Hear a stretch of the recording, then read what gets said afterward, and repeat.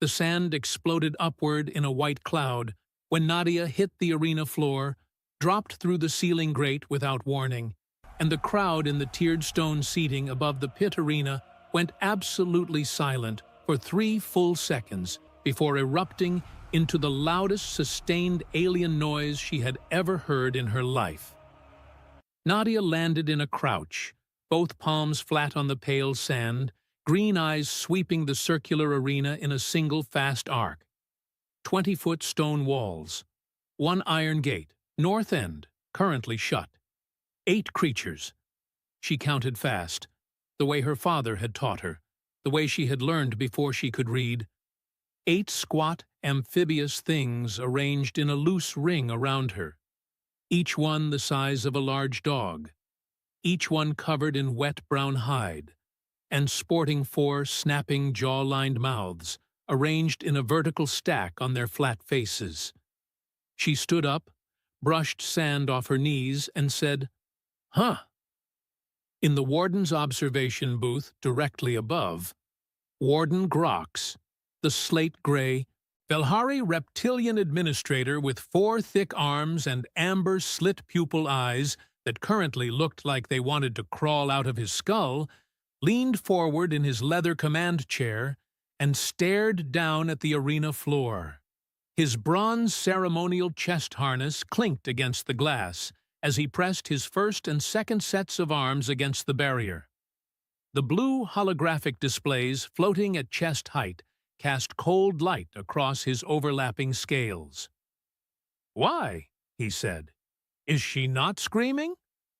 Overseer Den, the bronze chitinous Kelthari insectoid beside him, clicked her mandibles twice, the sound of someone clearing their throat, and consulted the display floating in front of her 6-limbed frame. Her compound violet eyes reflected the arena below in 400 tiny hexagons. "The acquisition file does say she is from a death world," she said, her 4 upper arms sorting through holographic data while her 2 lower arms stayed folded.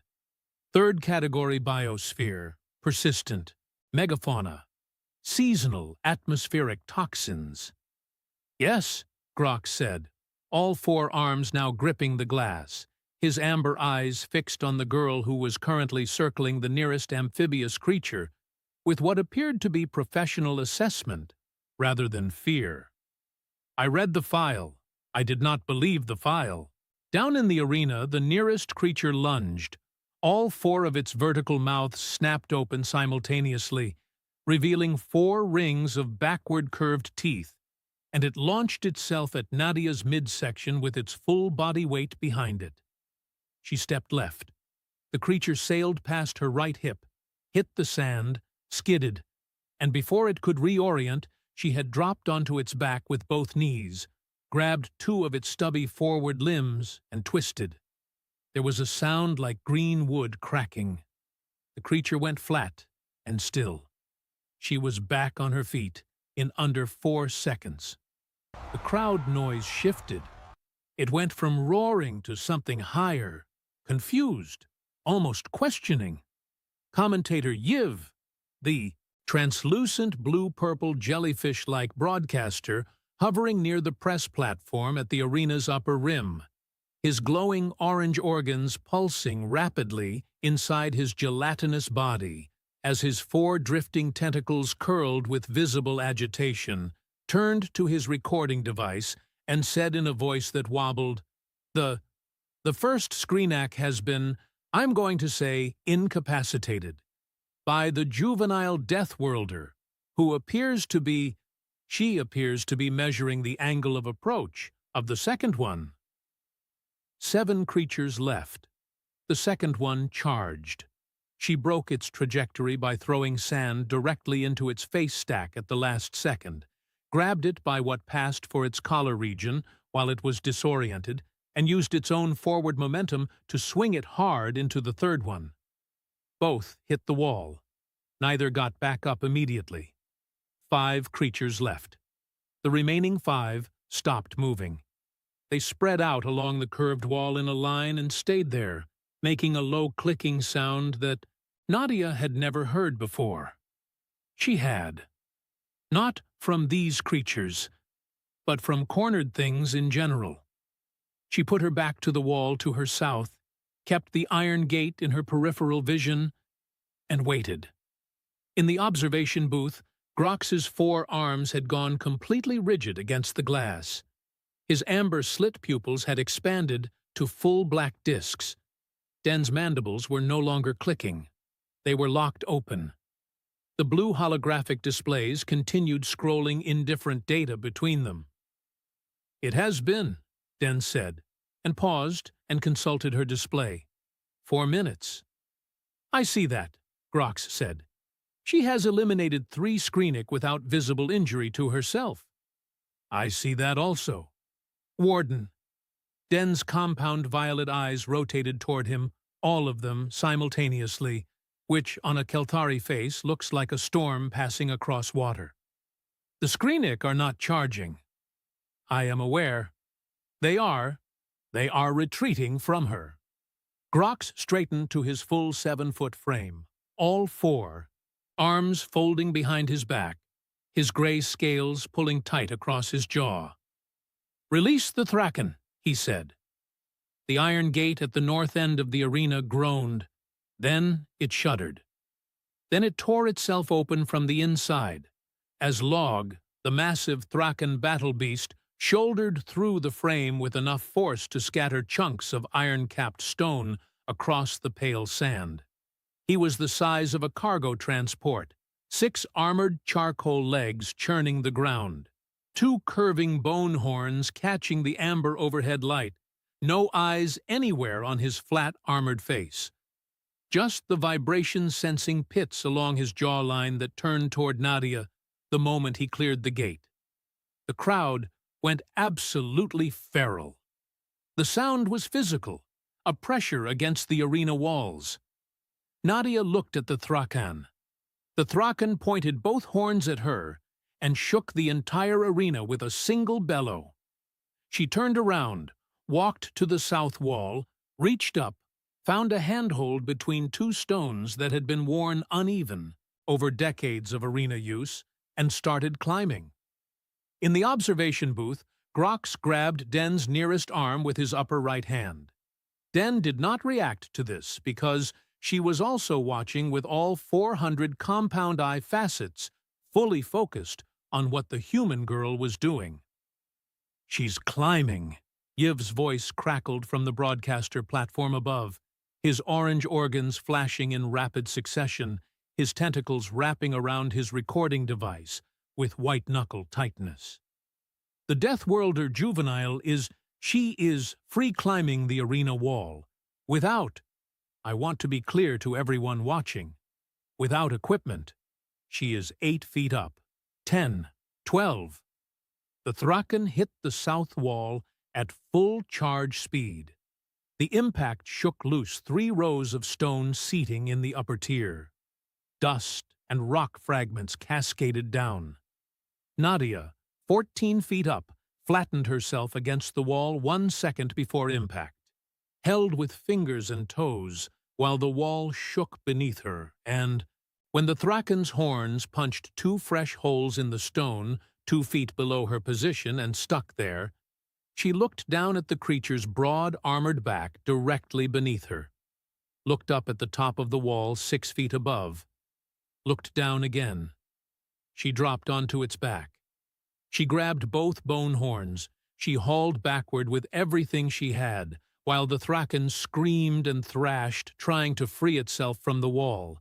And the angle she pulled from was exactly wrong for its neck muscles, which were built to push forward and had no corresponding strength to resist direct rearward torque on its own head orientation. And after 11 seconds of screaming and thrashing, the Thraken's front legs buckled, its 6-legged frame went sideways, and it hit the arena floor with an impact that Grox felt through the soles of his feet in the booth above. It was not dead. It was confused and had its horns stuck in a wall.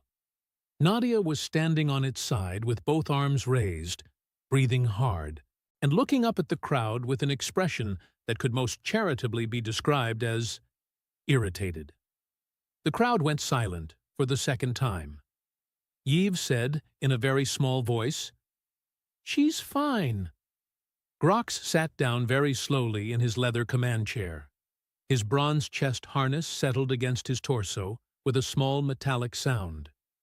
He looked at Den. Den looked at her holographic display. Her mandibles were doing the rapid, anxious clicking of a Kelthari, who has a great deal to say and is choosing to say none of it. "Hour count," Grox said. 53 minutes, Den said.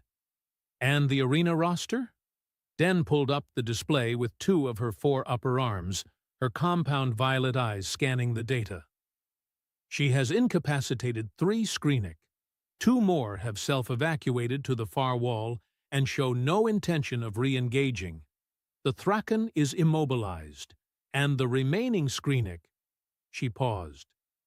"The remaining Skreenic appear to have formed a group in the northeast corner and are— I want to confirm this. They appear to be facing away from her." Grox pressed his first set of arms over his face. His scales shifted color slightly, going a shade paler. "They're hiding from her." "They're hiding from her," Den confirmed. Down on the arena floor, one of the hiding Skreenic made the mistake of shifting position. Nadia's head snapped toward the movement with the kind of speed that should not be possible in a creature her size. The Skreenic pressed itself back against the wall so hard it left a wet smear on the stone. She turned away, walked to the center of the arena, sat down cross-legged on the sand with her back straight and her arms resting on her knees, and appeared to be doing nothing at all. "What is she doing?" Grox demanded. Den tilted her kittenous head. "I believe," she said, "she is resting in the arena, while surrounded by active combatants. While surrounded by combatants who are no longer, technically, active." Guard Captain Reth, the V2 rust-scaled Velhari reptilian in the staging room beneath the arena, received the order to enter the arena at the 58-minute mark. He was a solid creature, rust-colored overlapping scales, 2 standard arms holding an electro-lance at port position, a full head shorter than Grox, but built like a door. And he had worked arena security for 11 years without ever hesitating at a gate. He looked through the iron door's viewing slot at Nadia sitting cross-legged in the sand, while the remaining arena creatures clustered as far away from her as the circular walls permitted. He closed the viewing slot. He walked back to the staging room's weapon rack, set his electro-lance against it very carefully, and sat down on the bench. The 2 guards flanking him looked at him. He looked at the iron door. Nobody moved. Up in the observation booth, Den received the notification that the arena security team had not entered. She turned to Grox. Grox was already looking at her. "How many guards in the staging room?" he said. 14, she said. "And none of them.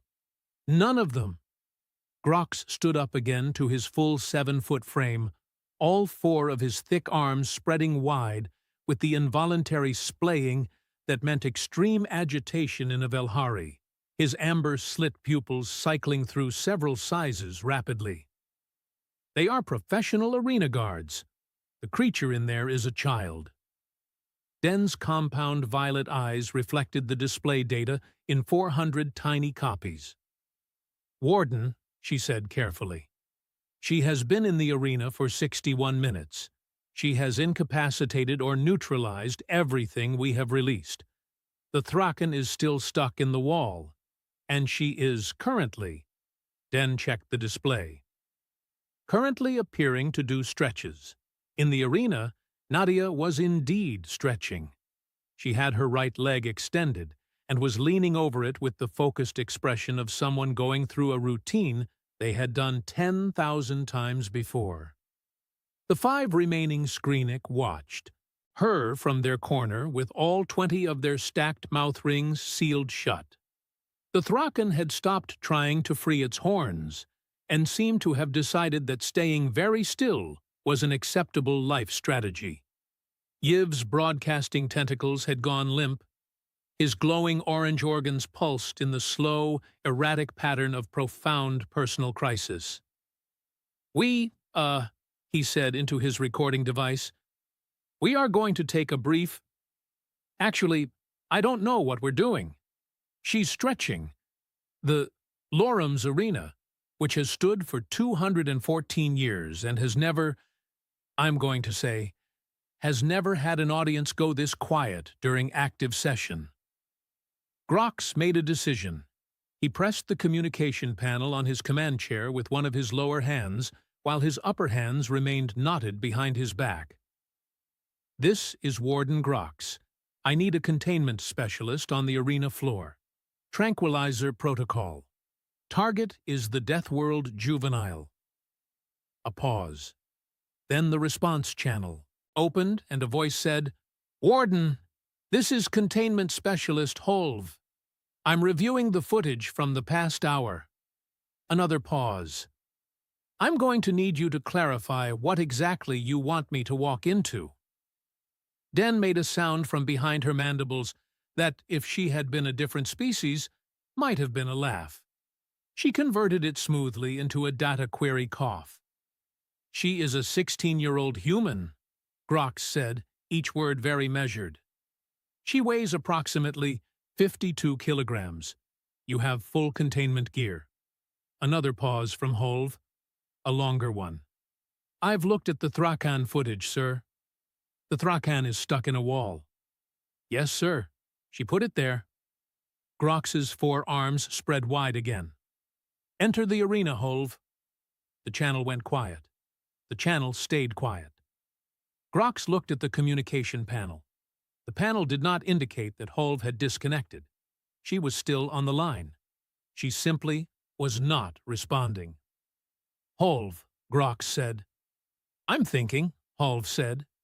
In the staging room, Guard Captain Reth had been joined by the full 14-guard contingent, all of them standing in a loose cluster near the weapon racks, all of them periodically glancing at the iron door and its viewing slot, with the collective body language of creatures who had reached an unspoken democratic consensus that whatever was on the other side of that door was someone else's problem.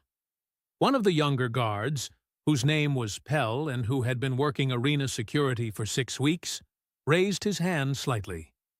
"She's just sitting there, though," he said. Everyone looked at him. Pell lowered his hand. "I'm just saying." "The Thrakan," said the guard standing next to him, "is stuck in a wall." "Right, but she's not. She's just stretching now." Reth turned his rust-scaled head toward Pell, with the slow deliberateness of a creature choosing its words carefully. "Pell," he said, "in the past hour, that juvenile human has neutralized 14 combatants, caused a Thrakan to become architecturally incorporated into the arena structure, and the remaining living combatants, creatures that have collectively killed 208 arena challengers in their career, are hiding from her." He paused. "You want to open the door?" Pell looked at the door, looked at Reth. "I mean, she's just a kid. She's a Deathworld kid. What does that—" "Her planet," Reth said, "produces organisms that our medical classification system rates as biologically impossible. Things that should not be able to sustain life do so, aggressively. And then her planet produces things that eat those things." He turned back to face the door. "She grew up there." Pell was quiet for a moment. "Oh," he said. "Yes," said Reth. The iron door's viewing slot slid open on its own.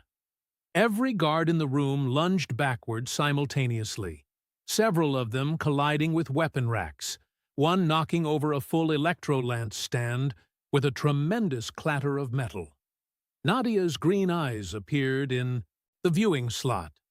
She looked around at the chaotic pile of armored guards sorting themselves out from various states of collision with the equipment room walls, took in the overturned weapon stand, The guard who had actually sat down on the floor apparently by accident, and Reth standing with his back rigidly against the far wall with both hands raised. "Hey," she said. Her voice through the small slot was conversational. "Are there more things coming? Or is this it? Because I've been sitting out there for a while and I'm pretty hungry." Complete silence. Reth lowered his hands by approximately 1 inch. His rust-colored scales had gone the off-white shade of extreme internal conflict. "You," he said, "climbed the wall.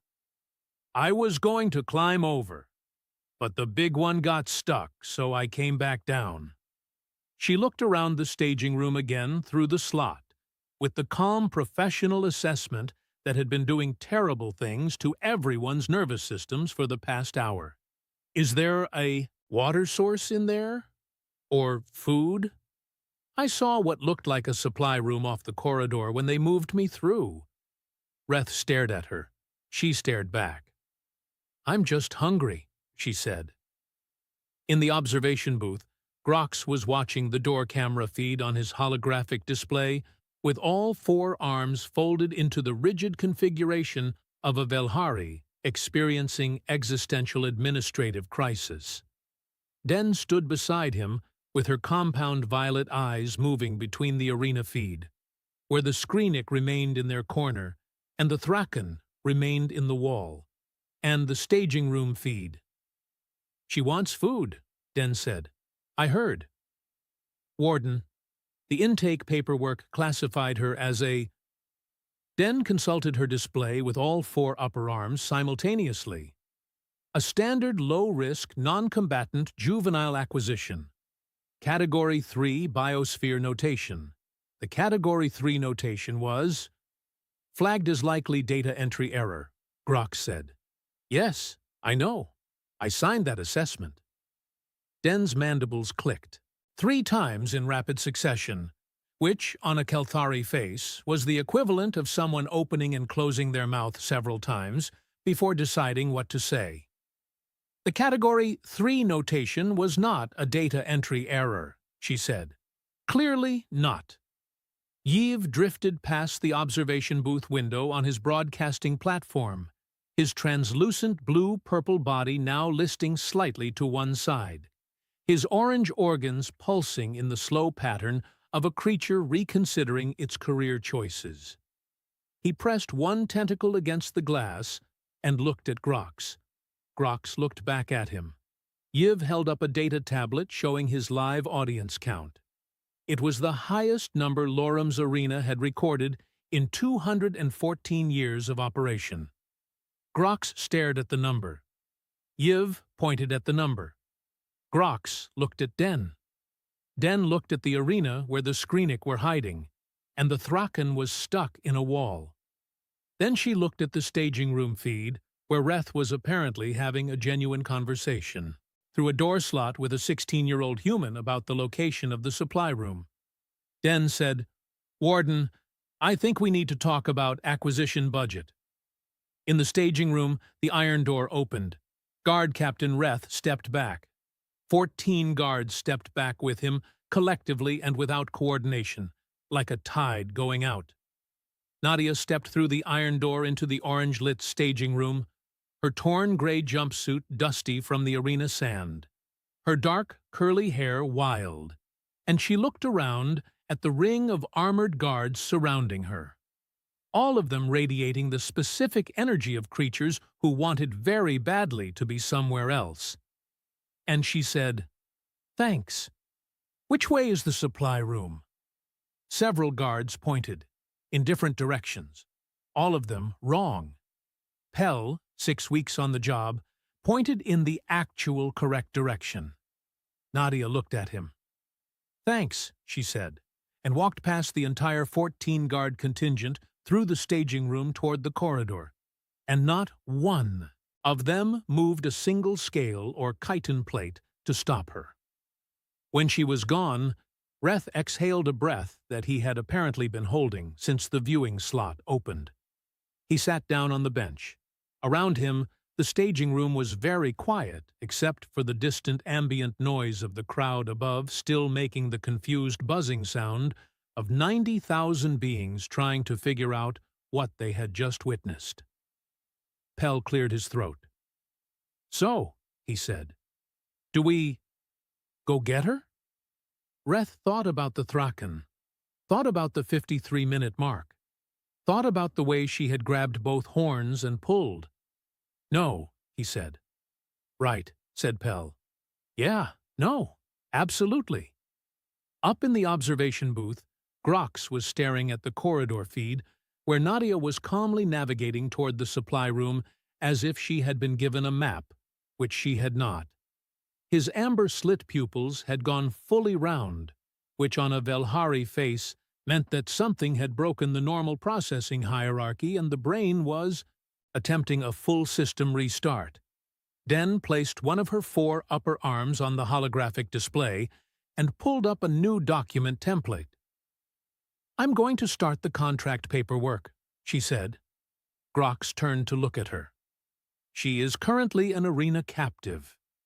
"She was currently an arena captive," Den said, her mandibles clicking in the rapid staccato of a Keltari who has already made a decision and is merely narrating it aloud.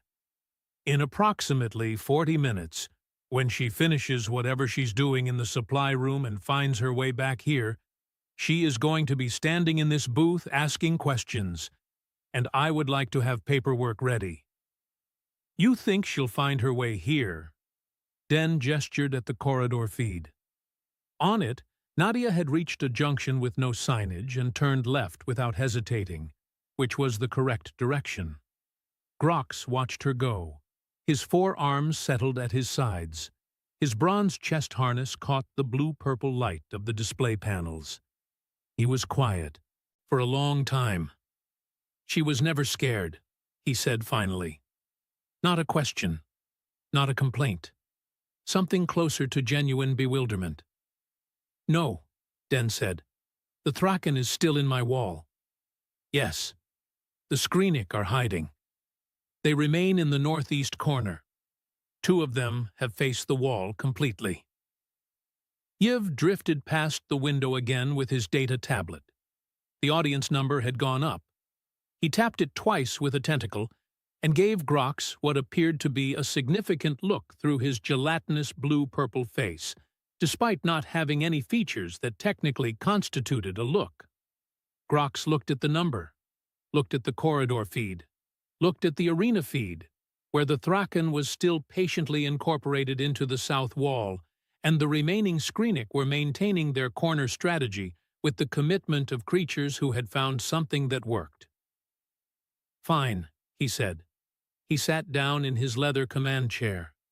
He pulled the contract template toward him with his lower set of arms.